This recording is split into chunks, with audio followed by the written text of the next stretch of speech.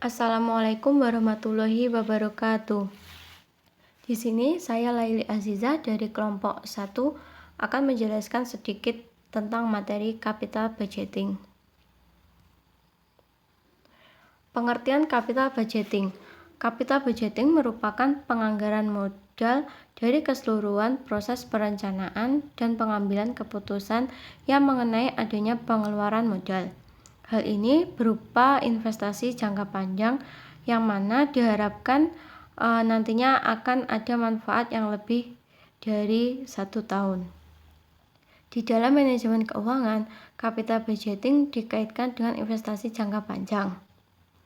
Sehingga capital budgeting merupakan suatu proyek yang nantinya proyek atau proses ini dianggap penting karena perusahaan akan melakukan investasi dengan jumlah modal yang cukup besar dalam jangka panjang yang nantinya diharapkan mendapatkan keuntungan yang lebih besar juga di masa yang akan datang.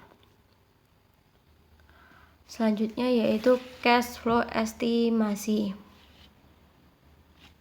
Cash flow estimasi merupakan proyeksi aliran kas dari kas masuk dan juga dari kas keluar yang melibatkan berbagai variabel dan juga berbagai departemen dalam suatu perusahaan. Dalam cash flow ada beberapa estimasi faktor sebagai aliran kas masuk dan juga kas keluar, yaitu yang pertama kas awal investasi merupakan pengeluaran awal sejumlah uang kas untuk melakukan investasi. Yang kedua, arus kas operasional, di mana penerimaan kas ini dari kegiatan operasional perusahaan. Yang ketiga, arus kas masuk bersih, merupakan penerimaan kas tiap tahun setelah dikurangi biaya atas investasi yang dilakukan. Yang terakhir, nilai residu merupakan nilai aktiva tetap setelah umur ekonomisnya berakhir dan telah disusutkan setiap tahunnya. Beberapa metode penilaian investasi. Yang pertama ada metode average of return. Metode ini merupakan rasio antara laba setelah pajak terhadap investasi. Jadi metode ini dilakukan untuk mengukur tingkat keuntungan laba yang diperoleh dari investasi yang dilakukan.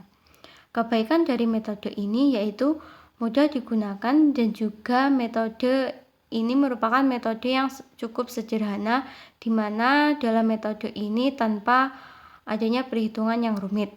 Sedangkan kelemahannya yaitu diabaikan nilai waktu uang karena dalam metode ini diselesaikan tidak melihat aliran kas masuk yang akan mendatang. Metode payback merupakan metode untuk melakukan investasi yang seberapa lama dari hasil investasi itu didapatkan kembali atau diperoleh kembali.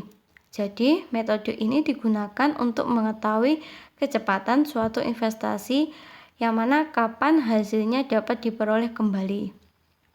Kemudian dalam metode ini yaitu mudah dan juga murah, yang mana perhitungannya tidak dengan angka-angka yang sulit dan juga tanpa perlu membayar konsultan untuk menghitung angka-angka tersebut. Sedangkan kelemahannya diabaikan aliran kas, dikarenakan aliran kas masuk tidak diperhatikan. Metode net present value merupakan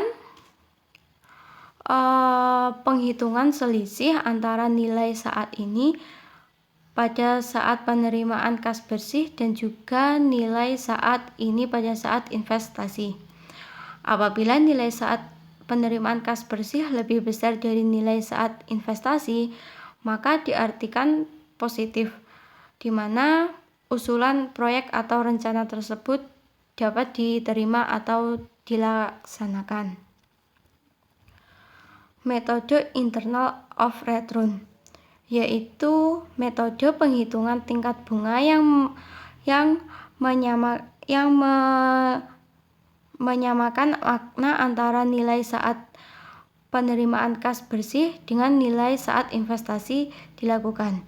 Jadi, jika tingkat bunga yang dihitung lebih besar dari tingkat bunga yang ditentukan, maka rencana tersebut bisa diterima dan dilaksanakan.